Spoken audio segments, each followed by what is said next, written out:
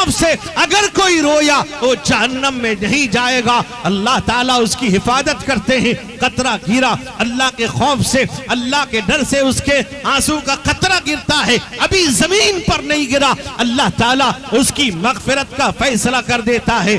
جو یادیں شہ والا میں بہے ان آنسو کی قیمت کیا کہیے، جو یادیں شہ والا میں بہے ان آنسو کی قیمت کیا کہیے، آنکھوں میں رہے تو موتی ہے، ٹپکے تو ستارہ بن جائے، آنکھوں میں رہے تو موتی ہے، ٹپکے تو ستارہ بن۔ دوست بزرگ نوجوانوں، اللہ کا بندہ ہے، گناہ کیا، گناہ ہو گیا، بندہ اللہ کا ہے، ہم تبصرہ کر کے، ہم برا بھلا کہہ کے اپنے نام اعمال میں گناہ لکھتے ہیں، بلکہ جو بھی اللہ کا بندہ اگر کسی گناہ کے اندر ملوث ہے، ہماری ذمہ داری ہے اس کو سمجھانا، ہماری ذمہ داری ہے اس کو روکنا، ہماری ذمہ داری ہے اس کو بتلانا۔ اللہ کے نبی رحمت کونین حضور سید عالم محمد مصطفیٰ صلی اللہ علیہ وسلم نے ارشاد فرمایا کہ من رآ منکم منکرا فلیغیرہ بیدی فإن لم یستطع فبلسانی فإن لم یستطع فبقلبی فذلک اضعف الایمان۔ اللہ کے نبی نے فرمایا کسی غلط کام کو دیکھو، برائی کو دیکھو، منکر کو دیکھو، اگر اللہ نے قوت دی ہے میرے دوست بزرگوں، ہاتھ سے روکنے کی قوت ہے، ہاتھ سے روک دو۔ اگر اتنی طاقت تمہارے پاس نہیں، فتنے کا اندیشہ ہے، جھگڑے کا اندیشہ ہے، لڑائی کا اندیشہ ہے، زبان سے کہہ دو۔ میرے دوست میرے بزرگوں، آج ہم روکتے ہیں نہ زبان سے کہتے ہیں۔ میرے بھائیوں میرے بزرگوں، آپ دیکھیں گے رمضان کا مہینہ جب 20 دن گزر جاتا ہے، آخری 10 دن میں آپ دیکھیں گے مسلمان تو مسلمان، مسلمان کا جوان، مسلمان کی ماں، مسلمان کی بہن، یہ بازار کی زینت بنتی ہے شاپنگ کرنے۔ حالانکہ میرے آقا رحمت کونین حضور سید عالم محمد مصطفیٰ صلی اللہ علیہ وسلم کے بارے میں حضرت عائشہ صدیقہ زوجہ مصطفیٰ رضی اللہ تعالیٰ عنہ خود فرماتی ہیں، حضرت عائشہ کہتی ہیں اللہ کے نبی کے بارے میں، اللہ کے نبی کے بارے میں فرماتی ہیں اذا دخل العشر، جب آخری 10 دن داخل ہوتا رمضان کا، فرمایا جد وشد میزرہ واحیا لیلہ وایقظ اہلہ۔ اللہ کے نبی جب آخری 10 دن ہوتا پوری بیداری کے ساتھ کمر کس لیتے، عبادت کے اندر منہمک ہو جاتے تھے، عبادت میں، اور آپ میرے دوست بزرگوں آپ جی لگاتے، بلکہ پورے یعنی جیسے آپ کہتے ہیں اس نے کمر کس لیا ہے۔ اللہ کے نبی عبادت کے اندر اس طرح منہمک ہو جاتے تھے، خود بیدار ہوتے تھے، گھر والوں کو بیدار کرتے، گھر والوں کو جگاتے۔ ہم گھر والوں کو بیدار کرتے ہیں، بازاروں میں شاپنگ مارکیٹ میں لے جاتے ہیں۔ حالانکہ میرے دوست بزرگوں، ہم نے ایک دن رکھا ہے 27 کی رات کو ہم نے شب قدر مانا، 27 کی رات کو مسجد میں ہنگامہ کیا، 27 کی رات کو قبرستان کا چکر لگایا، 27 کی رات کو ہم یہ سمجھتے ہیں یہی رات شب قدر ہے۔ حالانکہ اللہ کے نبی رحمت کونین حضور سید عالم محمد مصطفیٰ صلی اللہ علیہ وسلم نے ارشاد فرمایا کہ تحروا لیلۃ القدر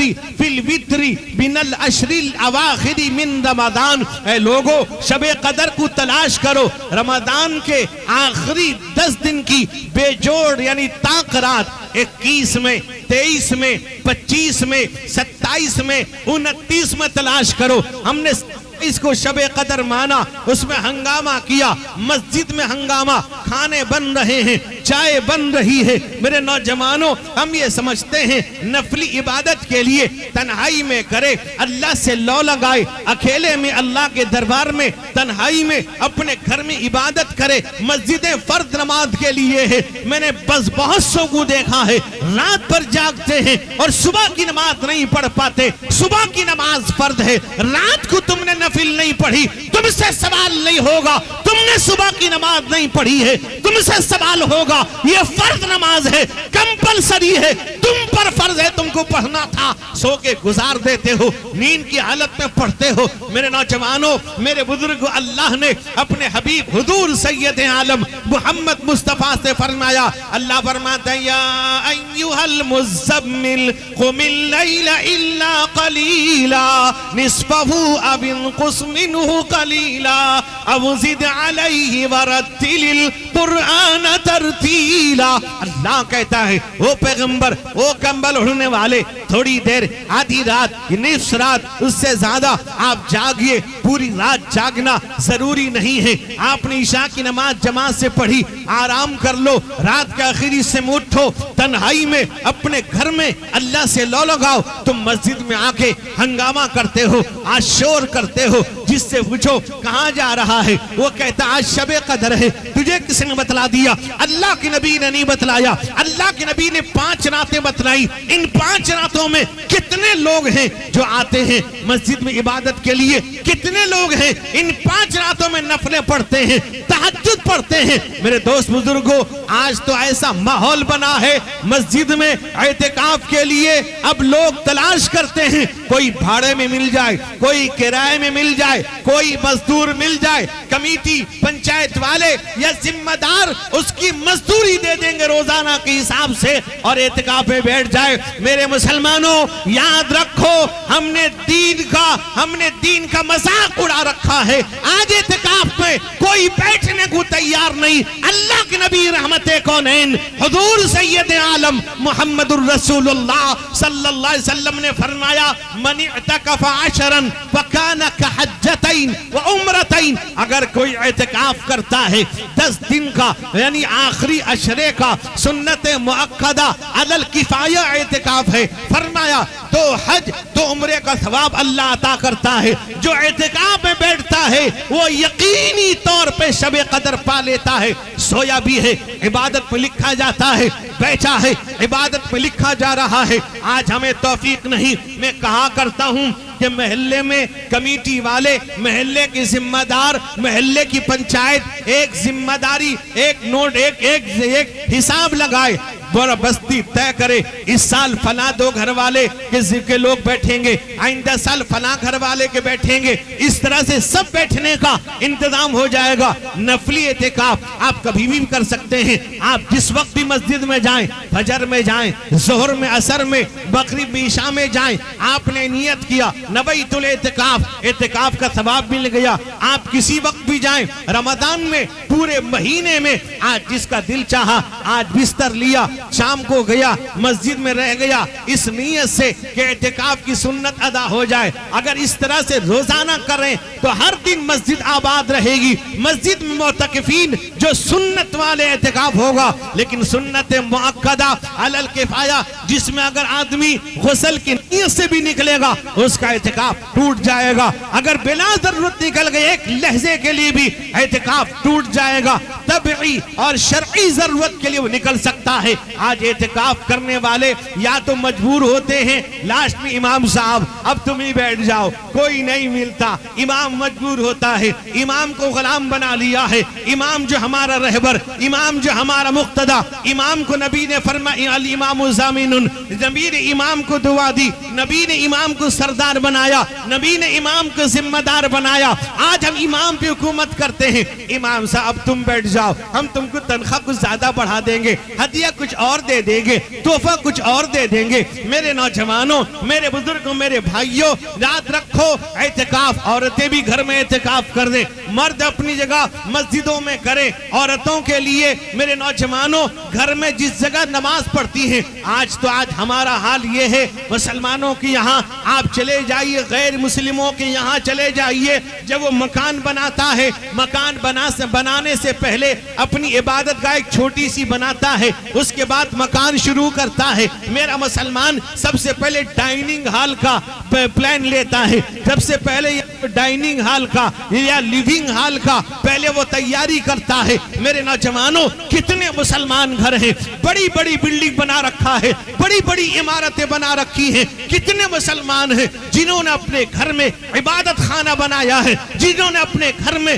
مسجد بنایا ہے۔ یعنی عبادت خانہ عورتوں کے لیے الگ عبادت خانہ گھر میں بنانا چاہیے۔ گھر میں صحابہ کرام بنایا کرتے تھے۔ حضرت اتبان رضی اللہ عنہ، حضرت برائی بن عازب رضی اللہ عنہ نے جب اپنے گھر میں ایک مسجد بنائی عورتوں کے لیے، اپنے گھر کی عورتوں کے لیے، اللہ کے نبی کو بلایا وہاں نماز پڑھانے کے لیے۔ میرے دوست بزرگ آؤ دیکھو کیسے بنایا جاتا ہے۔ میرے نوجوانوں جو لوگ، بہت سے لوگ ہمارے رشتہ دار جب میرے گھر آتے ہیں وہ گھر کے اندر دیکھتے مسجد بنی ہوئی ہے، گھر کے اندر مسجد ہے، معصوم بچہ بھی جانتا ہے مسجد ہے، گھر میں آنے والے جانتے ہیں مسجد ہے، پوری مسجد کی شکل بنائی گئی۔ میرے جوانوں تم کہاں ہو؟ تم ڈائننگ ہال کے پیچھے پڑے ہو، لیونگ ہال کے پیچھے پڑے ہو، سٹنگ ایٹنگ ہال کے پیچھے پڑے ہو۔ کبھی عبادت کا گھر بنا لو، اللہ کی عبادت کے لیے، گھر کی عورتوں کے لیے۔ تم نے عبادت خانہ نہیں بنایا۔ میرے دوست، میرے بزرگوں،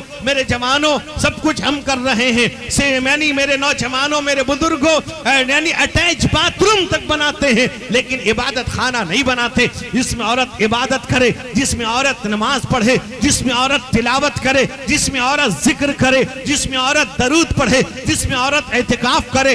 آج کہاں ہے؟ کتنے لوگ ہیں جو بنا رہے ہیں؟ میرے بھائیوں، میرے بزرگوں، نوجوانوں، اب تو بہت سے لوگ اگر نہیں ملتے کسی محلے سے بلا کر بٹھاتے ہیں کہ تم بیٹھ جاؤ۔ میں نے دیکھا ایک جگہ سے گونگے کو پکڑ لا کر بٹھا دیا۔ افسوس کا مقام ہے میرے مسلمانوں، محلے والوں کو توفیق نہیں۔ کسی محلے میں اگر کوئی اعتکاف میں نہیں بیٹھا پورا محلہ گناہگار ہے، پورے محلہ گناہگار ہے۔ اگر کسی محلے میں اعتکاف کرنے والا نہیں بیٹھا پورا محلہ سمجھ جائے کہ میرے نام اعمال میں گناہ لکھا گیا۔ وہ اللہ سے توبہ کرے، معافی مانگے، اللہ سے اپنے گناہوں کی توبہ کرے۔ میرے دوست، میرے بزرگوں، میرے جوانوں، حدیث میں آتا ہے جو گناہ اللہ سے سچی توبہ کر لیتا ہے اللہ ہی متوجہ ہوتا ہے۔ حدیث میں آتا ہے میرے دوست بزرگوں، ترمذی شریف کے اندر ہے، حضرت عبداللہ ابن عمر رضی اللہ عنہ کی روایت موجود ہے۔ حضرت عبداللہ ابن عمر کہتے ہیں میں نے اس حدیث کو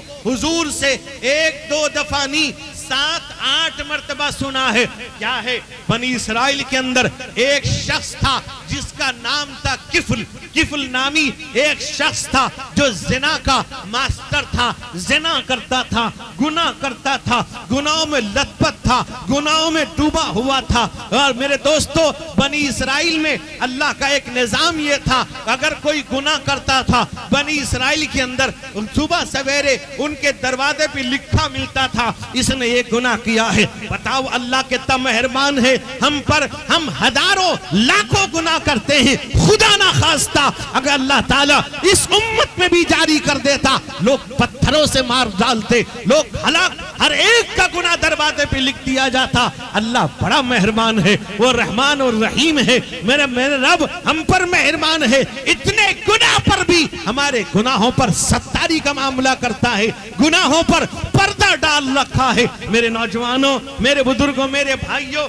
بنی اسرائیل میں کوئی بھی گناہ کرتا تھا دروازے پہ صبح لکھا ملتا یہ گناہ کیا ہے۔ حدیث میں آتا ہے کفل نامی شخص گناہوں میں ڈوبا ہوا لت پر شخص تھا۔ حدیث میں آتا ہے ایک دفعہ ایسا ہوا، ایک عورت لاچار، تنگ دست، بے کس، میرے دوست بزرگوں، بہت غریب عورت، مجبور عورت، اسے پیسوں کی ضرورت تھی، اس کے پاس کچھ نہیں تھا، اس کے بچے تھے جو بھوکے تھے۔ میرے نوجوانوں، اب اس نے کیا کیا؟ اب وہ کفل نامی شخص لوگوں کو قرضہ بھی دیا کرتا تھا، وہ گئی کفل کے پاس گئی، اس سے 60 دینار قرضہ مانگا، مجھے 60 دینار قرضے میں دے دیجئے، میں ادا کر دوں گی۔ کفل نے دیکھا بڑی خوبصورت عورت ہے، کفل کا ارادہ میرے دوست بزرگوں بدل گیا۔ کفل کے ارادے میں میرے دوست بزرگوں جو گندگی تھی، جو اس کے ذہن و دماغ کے اندر گناہ کا پردہ چڑھا ہوا تھا، اس نے ارادہ کیا بہت اچھا موقع ہے اس عورت سے، میرے دوست بزرگوں اس عورت کے ساتھ بستر میں سونے کا بہت اچھا موقع ہے۔ اس عورت کو مجبور کیا کہ میں تجھے 60 دینار اسی وقت دوں گا جب تم میرے ساتھ بستر میں سونا گوارا کرے گی۔ گی جب تو بستر میں سوئے گی میرے ساتھ میں تجھ کو 60 دینار دے دوں گا۔ عورت گھبرا جاتی ہے، کانپ جاتی ہے۔ اب میرے دوست بزرگ اس کی آنکھوں پر آنسو ہے۔ اب یہ کہتی ہے اللہ اب میں کیا کروں، میرے سامنے میرے روتے بلکتے بچے ہیں جو بھوکے پڑے ہیں، میں لاچار عورت ہوں، میں بے کس بے سہارا عورت ہوں، تنگ دست عورت ہوں، غریب عورت ہوں، میرے لیے کوئی اور سہارا نہیں۔ اے اللہ اب یہ کفل کے علاوہ کوئی قرضہ دینے کو تیار نہیں، میں اس سے قرضہ لینے آئی، اب یہ بستر میں سونے کی بات کر رہا ہے۔ اے اللہ میں کروں تو کیا کروں، اے اللہ میری حفاظت فرما، اے اللہ میری عزت کی حفاظت فرما۔ اب عورت گھبا مجبور ہو گئی، عورت تیار ہو جاتی ہے،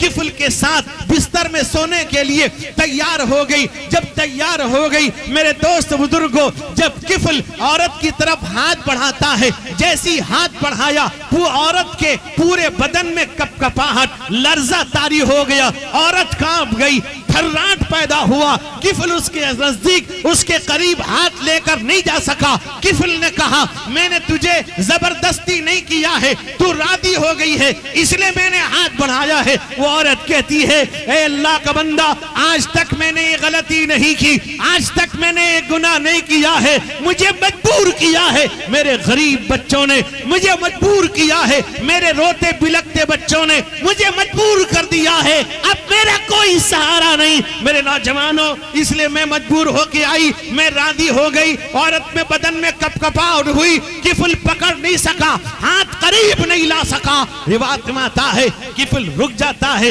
پیچھے ہٹ گیا، اللہ سے معافی مانگتا ہے، اے پروردگار، اے میرے اللہ، اے میرے رب، میں نے گناہ بہت کیا ہے، میں نے زنا بہت کیا ہے، میں نے پاپ بہت کیا ہے، گناہوں میں ڈوب چکا ہوں، گناہوں میں لت پت ہوں۔ یہ عورت ہے جو نیک عورت ہے، اس عورت کے سامنے اللہ میں گناہوں سے توبہ کرتا ہوں، گناہوں سے معافی مانگتا ہوں۔ اے میرے رب تو گناہوں کی پکار سننے والا ہے، اے میرے رب تو اپنے بندوں کی پکار کو سننے والا ہے، میں توبہ کرتا ہوں، سچی توبہ کرتا ہوں، آئندہ سے گناہ نہیں کروں گا، آئندہ سے گناہ نہیں ہوگا، آئندہ سے اس گناہ سے دور ہو جاؤں گا۔ حدیث میں آتا ہے اب وہ عورت کو 60 دینار نکال کے دیتا ہے، لے جا یہ تیرے لیے ہدیہ ہے، تیرے لیے تحفہ ہے، یہ قرضہ نہیں ہے۔ عورت چلی جاتی ہے، کفل رات میں آتا ہے، بستر میں سوتا ہے، کفل کا اسی رات میں انتقال ہو جاتا ہے۔ جب انتقال ہوا، انتقال ہونے کے بعد صبح سویرے لوگ اس کے گھر کے سامنے سے گزرے، لوگ جانتے تھے روزانہ کفل کے دروازے پر کوئی نہ کوئی گناہ لکھا رہتا تھا۔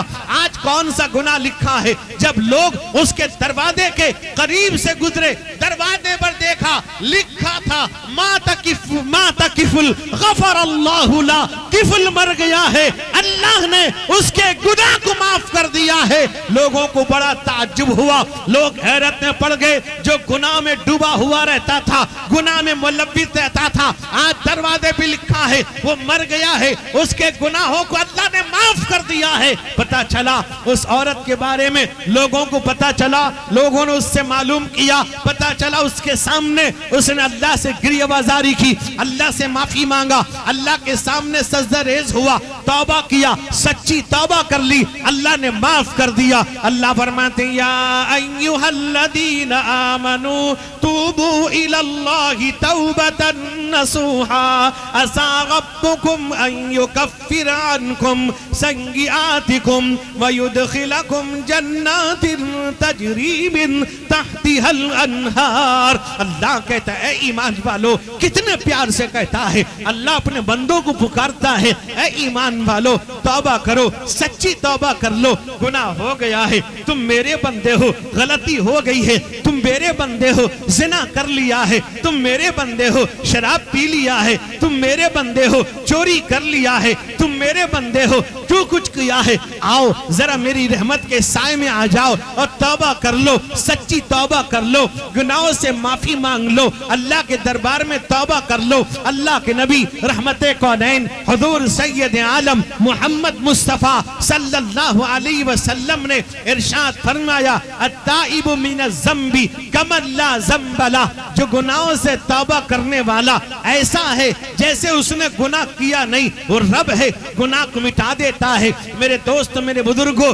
اگر آپ کسی کاغذ میں کوئی چیز لکھتے ہیں، اگر وہ غلط ہوا آپ اس میں ایک لکیر ڈال دیتے ہیں، قلم سے گاری ڈال دیتے ہیں، لیکن لکھا رہتا ہے، لکھا مٹتا نہیں۔ اللہ کہتے ہیں تم نے جو گناہ کیا ہے، نام اعمال میں جو لکھا ہوا ہے، وہ جو محفوظ کرنے والے نے محفوظ کیا تھا، اللہ فرماتے اذ یتلقى المتلقیان عن الیمین وعن الشمال قعید ما یلفظ من قول الا لدیہ رقیب عتید۔ اللہ کہتا ہے نوٹ کرتے ہیں، تم نے زبان سے کوئی بات کہی، فرشتہ کھڑا ہے نوٹ کر رہا ہے۔ میرے دوست میرے بزرگوں، ہر چیز اللہ کے محفوظ ہے۔ اللہ کہتے ہیں میں گناہ کو مٹا دیتا ہوں، صاف کر دیتا ہوں۔ کہیں میرا بندہ توبہ کرنے کے بعد جب میرے دربار میں آئے گا، نام اعمال میں دیکھے گا یہ گناہ بھی کیا تھا، یہ گناہ بھی کیا تھا، اللہ نے کاٹ دیا ہے، یہ گناہ بھی کیا تھا،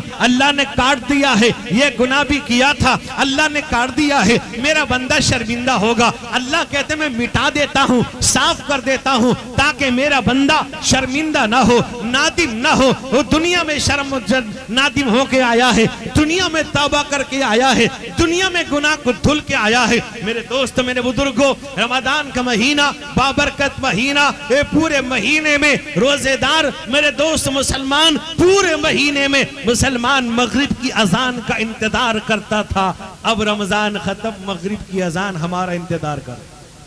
افسوس ہے رمضان ختم، کچھ لوگ رمضانی نمازی تھے، رمضانی قرآن پڑھنے والے تھے، رمضانی نماز والے تھے، کچھ لوگ تراویح ٹھگ والے تھے۔ چند دن تراویح پڑھ لی، کہہ دیا کہ 8 تو پڑھ سکتے ہیں، 10 پڑھ سکتے ہیں، استغفر اللہ۔ میرے مسلمانوں تراویح تو 20 رکعت ہے۔ میرے بھائیوں، اب آج یہ طے کر کے اٹھو، آج اس آپ کے مبارک جلسے سے آپ کے نوجوانوں نے، بزرگوں نے، ماں بہنوں نے جس محبت کے ساتھ اس جلسے کا انعقاد کیا، میرے دوست بزرگوں، یہ بہت مبارک محفل ہے۔ علماء کرام تشریف رکھتے ہیں۔ میرے دوست بزرگ، اس لیے آج مبارک جلسے میں ہم عہد کر کے اٹھیں گے کہ ہم جہاں رہیں گے، جس جگہ رہیں گے، جس حال میں رہیں گے، نماز پڑھیں گے انشاءاللہ۔ آج کیا ہو رہا ہے؟ چھتوں میں مت پڑھو، راستے میں مت پڑھو، کیوں؟ کیا وجہ ہے؟ ایسی روکا جا رہا ہے، وہ ہماری وجہ سے۔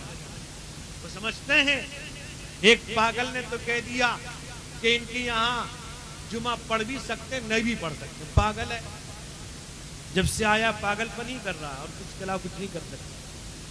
مسلمان اسی طرح گزرتا رہے گا، قیامت تک اس ملک میں رہے گا انشاءاللہ۔ حالات آتے رہے، ہوگا سب کچھ، لیکن یہی تو ایمان کی علامت ہے، مسلمان اپنے ایمان پر باقی رہے۔ آج مسجد کو ہم آباد نہیں کرتے ہیں تو مسجد کو روکا جائے گا، مسجدیں خالی۔ تو آج یہ طے کرو کہ ہم 5 وقت کی نماز اگر ہم یہاں ہیں، اگر وہاں مسجد ہے تو جماعت کے ساتھ پڑھیں گے انشاءاللہ۔ نہیں پڑھتے اس لیے حالات یہ ہو رہے ہیں، نہیں پڑھتے کر کے مصیبت ہے اور کچھ نہیں ہے۔ جس دن ہر محلے کی مسجد صبح کی نماز میں بھی اس طرح لوگ آ جائیں جس طرح جمعے میں آتے ہیں۔ اب تو جمعے میں کہاں، جمعے میں لوگ خطبے کا ٹائم دیکھ کے آتے ہیں، جانتے ہیں خطبہ کس وقت ہے، ان کو معلوم ہے خطبے کا ٹائم دیکھیں گے، ابھی 5 منٹ ہے۔ اگر آ گیا خطبے کے ٹائم سے 2-3 منٹ آگے ہوا، اب آپے سے باہر۔ میں کہتا تھا نا امام صاحب ٹھیک نہیں، ان کو ٹائم کا کوئی پرواہ نہیں۔ سردار صاحب، سیکریٹری صاحب، امام بدلو، یعنی دین کی بات بتانا بھی جرم ہو گیا۔ جو غیر کو ناپسند، آج مسلمان کو ناپسند۔ دین کی بات مسلمان سننا نہیں چاہتا۔ جمعے میں آؤ، پہلے سے آؤ، سنو امام کی تقریر کو، وہ اپنے دل سے قرآن و حدیث کی بات دل کے کلیجے سے نکال کے آپ کے سامنے رکھتا ہے. معمولی بات ہے. اماموں کی خدمت کو معمولی سمجھتے ہیں میرے بھائی. اس لیے میں آپ سبھی حضرات سے کہوں گا، میری ماں بہنوں سے بھی نماز کی پابندی کرو، گھر کا ماحول بناؤ نماز کا. اللہ سے دعا کرو اللہ تعالیٰ مجھ کو، آپ کو، ہم سب کو، ہمارے گھر والوں کو، بیوی بچوں کو نماز کا پابند بنائے، حرام لقمے سے بچائے، حلال روزی مقدر فرمائے، محتاج زندگی گزاریں. شریعت میں اس کی اجازت ہے. ہر معاملے میں ہر دھرمی نہ دکھائیں، اپنے علماء کے ماتحت رہیں، انہی کے اشارے پر کام کریں. اللہ تعالیٰ مجھ کو آپ کو عمل کرنے کی توفیق عطا فرمائے. وآخر دعوانا ان الحمد للہ رب العالمین.